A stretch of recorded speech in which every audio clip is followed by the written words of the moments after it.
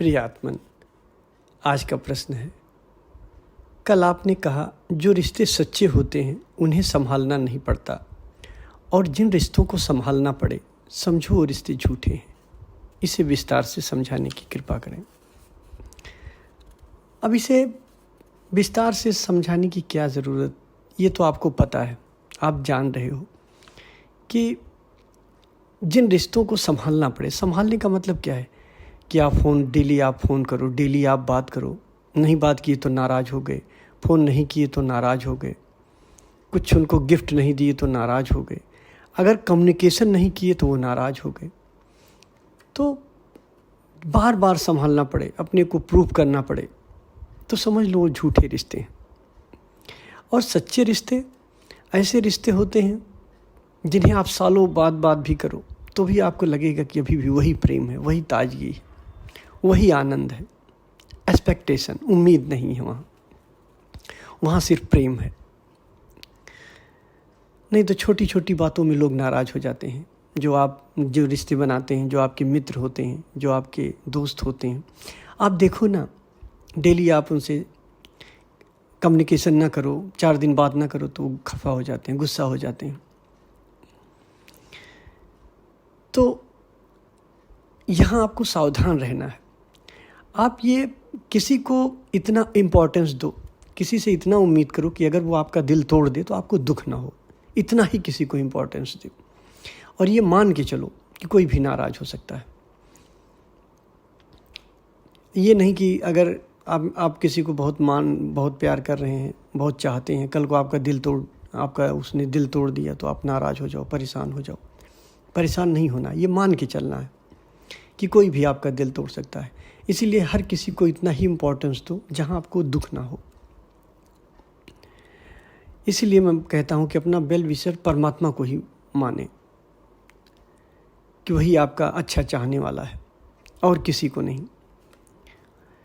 क्योंकि जो दूसरा है वो भी तो मन है। इसलिए मैं ये नहीं कह रहा हूँ कि आप दूसरे से नफ़रत करो। जो आपके दोस्त हैं, जो आपके यार हैं, जो मित्र हैं, उनसे नफ़रत करने लग जाओ। नहीं, नफ़रत नहीं करना है। आप साधक आज हुए हो, आज ये देख पाते हो कि आप भी उन्हीं विचारों से, उसी विकृतियों से परेशान थे, काम, क्रोध, मोह, लोभ। तो वो जो आपका दोस्त है वो भी तो उन्हीं वासनाओं से ग्रसित है, उसको भी तो वही है, ईर्ष्या, जलन, काम, क्रोध। वो तो बेचारा देख भी नहीं पा रहा, कम से कम आप देख पा रहे हो। आप दूर हो जाते हो अपने आप से, अपने से अलग हो जाते हो। तो वो जो आपका वेल विशर जिसे आप मानते हो वो भी तो उन्हीं चीज़ों से ग्रसित है। तो उसके साथ करुणा करो, दया करो उसके साथ, कि वो भी बेचारा उन्हीं चीज़ों से परेशान है।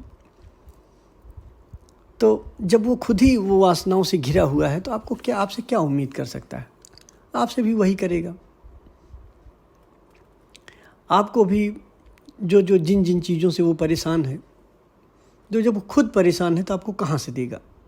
जब उसके पास खुद ही नहीं है, निश्चल प्रेम, निस्वार्थ प्रेम नहीं है, तो कहाँ से देगा? तो इसीलिए मैं कहता हूँ कि किसी को इतना स्पेस दो। हर किसी से आप एक ऐसा नहीं कि रिलेशन रखो, प्रेम ख़त्म कर दो, ऐसा कुछ नहीं। रखो, पर अपने को असहज मत होने दो। किसी के साथ उतना ही करो जितना तुम्हारे लिए सहज हो। असहज ना हो जाओ तुम। अपने आप को पीड़ित होकर, अपने आप को परेशान होकर किसी की मदद अगर करते हो तो मदद भी उस तक नहीं पहुंचती है।